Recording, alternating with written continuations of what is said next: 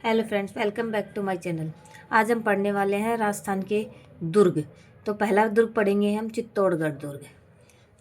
चित्तौड़गढ़ का किला गंभीरी व बेड़च नदियों के संगम स्थल पर स्थित है। अरावली पर्वतमाला के विशाल पर्वत मेसा के पठार पर स्थित है। चित्तौड़गढ़ का दुर्ग काली व गंभीरी व बेड़च नदियों के संगम पर स्थित है और यह अरावली पर्वतमाला के मेसा पठार पर स्थित है और समुद्र तल से इसकी ऊंचाई 1850 फीट है।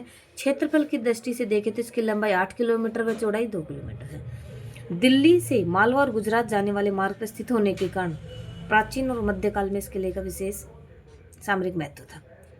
चित्तौड़ का किला एक प्राचीन दुर्ग है। जनश्रुति के अनुसार यह किला महाभारत काल में भी विद्यमान था। उपलब्ध साक्ष्यों के आधार पर हम कह सकते हैं कि चित्तौड़ का दुर्ग का संबंध मौर्य वंशी शासकों से था। मेवाड़ के इतिहास ग्रंथ वीर विनोद के अनुसार मौर्य राजा चित्रांगद ने यह किला बनवाकर अपने नाम पर इसका नाम चित्रकूट रखा था। उसी का अपभ्रंश चित्तौड़ है। इस वंश का अंतिम शासक मानमोरी था, जिसके द्वारा निर्मित एक तालाब किले के भीतर आज भी विद्यमान है। इस वंश का अंतिम शासक कौन था? मानमोरी, और जिसके द्वारा निर्मित तालाब आज भी विद्यमान है। मेवाड़ के गुहिल वंश के संस्थापक बप्पा रावल ने इस अंतिम मौर्य शासक मानमोरी को पराजित कर 8वीं शताब्दी में लगभग चित्तौड़ पर अधिकार कर लिया था। किसने? गुहिल राजवंश बप्पा रावल ने। कालांतर में मालवा के परमार राजा मुंज ने इसे अपने अधिकार में ले लिया। फिर गुजरात के सोलंकी नरेश सिद्धराज जयसिंह ने चित्तौड़ के इस ऐतिहासिक दुर्ग पर अपनी विजय पताका फहराई थी। 12वीं शताब्दी के लगभग चित्तौड़ पर पुनः गुहिल वंश का आधिपत्य हो गया था। यद्यपि इस किले पर अधिकांश मेवाड़ के गुहिल राजवंश का आधिपत्य रहा, तथापि विभिन्न कालों में मौर्य, प्रतिहार, परमार, सोलंकी, खिलजी, सोनगरा, चौहानों और मुगल शासकों के भी अधीन रहा है। मेवाड़ के शासक राणा कुंभा के शासनकाल 1433 से 1468 ईस्वी में चित्तौड़ अपनी समृद्धि और कीर्ति की पराकाष्ठा पर पहुंचा था।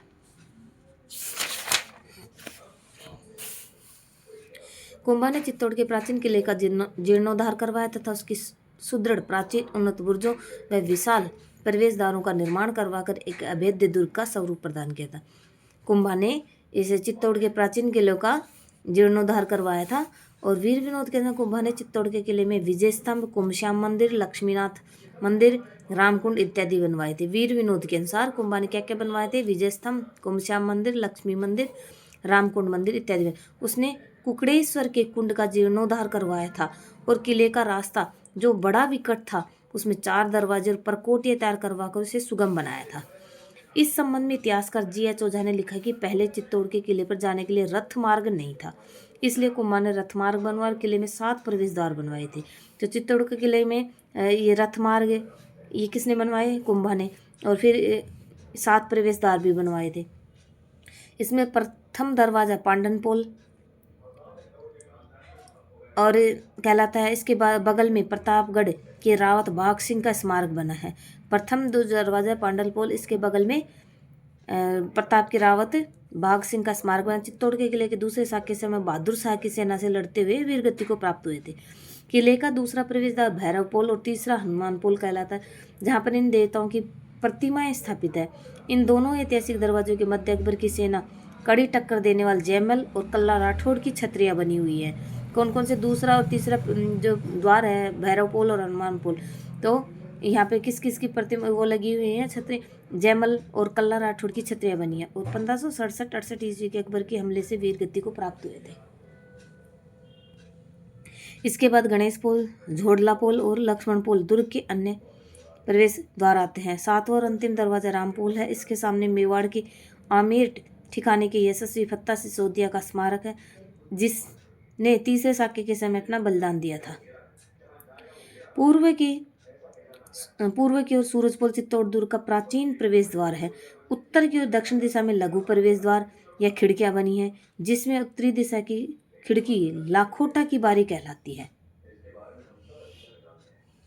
महाराणा कुंभा के द्वारा निर्मित विजय स्तंभ और चित्तौड़ के किले का एक प्रमुख आकर्षण है। अपने शिल्प और स्थापत्य की दृष्टि से अनूठा 9 खंडों वाला यह विजय स्तंभ लगभग 120 फीट ऊंचा है। कौन सा?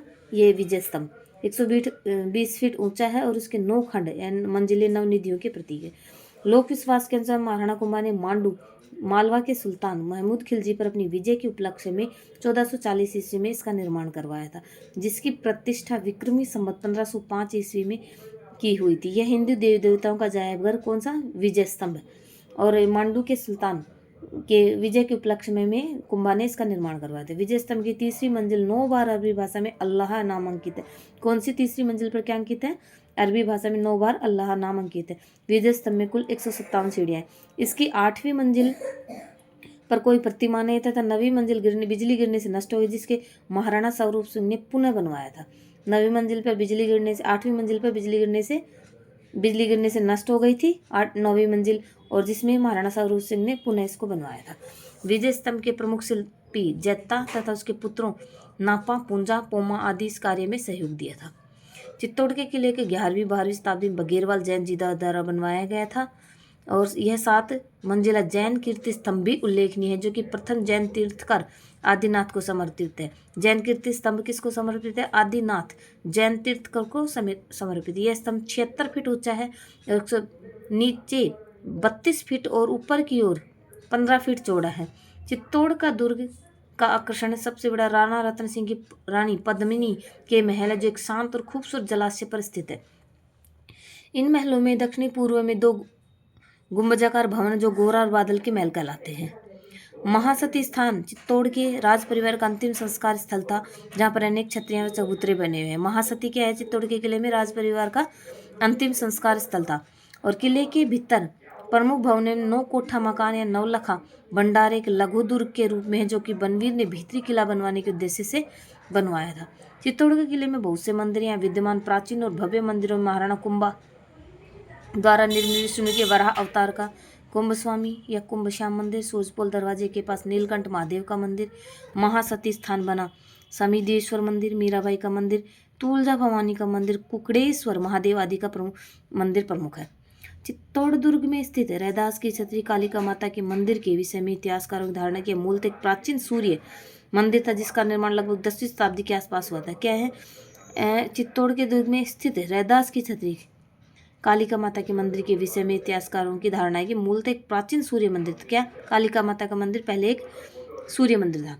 और चित्तौड़ दुर्ग में अनेक प्राचीन जैन मंदिर भी हैं, जिसमें बड़ी पोल दरवाजे के पूर्व सतबीस देवरी अद्भुत जी का मंदिर व राजमहलों के निकट बना श्रृंगार चौरी जैन मंदिर प्रमुख है। श्रृंगार चौरी नाम का निर्माता बेलाग था। श्रृंगार चौरी जो मंदिर है चौरी, इसका निर्माता बेलाग था। किले के पूर्वी प्राचीर के निकट एक 7 मंजिला जैन कीर्ति स्तंभ है, जो आदिनाथ का स्मारक बताया जाता है। अनुमानतः इसका निर्माण बघेरवाल जैन जी द्वारा 10वीं या 11वीं शताब्दी के आसपास करवाया गया था। किले के भीतर अनेक कुंड और जलाशय हैं। इसमें किले के उत्तरी हिस्से में रत्नेश्वर तालाब, कुंभ सागर तालाब, मध्य भाग में गोमुख नामक झरना, हाथी कुंड, जयमल और पत्ता की हवेलियों के पास भीमलत नामक बड़ा तालाब, पांडलपोल दरवाजे के बाहर महाराणा उदय सिंह की झाली रानी द्वारा निर्मित झालीबाव, राज टीला नामक स्थान पर पहाड़ी के छोर पर बना चित्रांग मोरी तालाब मुख्य है। चित्तौड़गढ़ में स्थित फतेह प्रकाश महल को म्यूजियम में संग्रहालय के रूप में विकसित किया गया, जिसके अनेक कलात्मक देव प्रतिमाएं, अलंकृत पाषाण स्तंभ और बहुत सारी पुरा सामग्रियां संग्रहित है। चित्तौड़ के 3 शाखे। प्रथम शाखा 1303 ईस्वी में अलाउद्दीन खिलजी के आक्रमण के समय रावल रतन सिंह व उसके 2 सेनापतियों गोरा व बदल के नेत्र राजपूतों ने वीरगति पाई, केसरिया किया तथा रानी पद्मिनी ने इसके महिलाओं ने जोहर किया था। द्वितीय शाखा हुआ था 1535 ईस्वी में, जो गुजरात के बहादुर शाह के आक्रमण के समय रावत बाघ सिंह व सज्जा सिंह के नेतृत्व में राजपूत वीरगति को प्राप्त रानी कर्मावती के नेतृत्व में महिलाओं ने जोहर किया था। और इस शाखे का उल्लेख श्यामल की वीर विनोद में भी मिलता है। द्वितीय शाखे का कवि श्यामल दास की वीर विनोद में भी मिलता है। और तृतीय शाखा हुआ था 1568 ईस्वी में, मुगल शासक अकबर के आक्रमण के समय जयमल व फत्ता के नेतृत्व में राजपूतों ने वीरगति पाई तथा फूल कंवर फत्ता जी की पत्नी के नेतृत्व में महिलाओं ने जोर किया। तो अगला किला हम पढ़ने वाले हैं बच्चों जैसलमेर दुर्ग। अगर आपको वीडियो पसंद आता है लाइक शेयर सब्सक्राइब जरूर करें, कमेंट करना तो बिल्कुल भी ना भूलें। आपके कमेंट, आपका लाइक करना, शेयर करना, सब्सक्राइब करना मेरे लिए मोटिवेशन का काम करते हैं। और वीडियो देखने के लिए आपका बहुत बहुत धन्यवाद।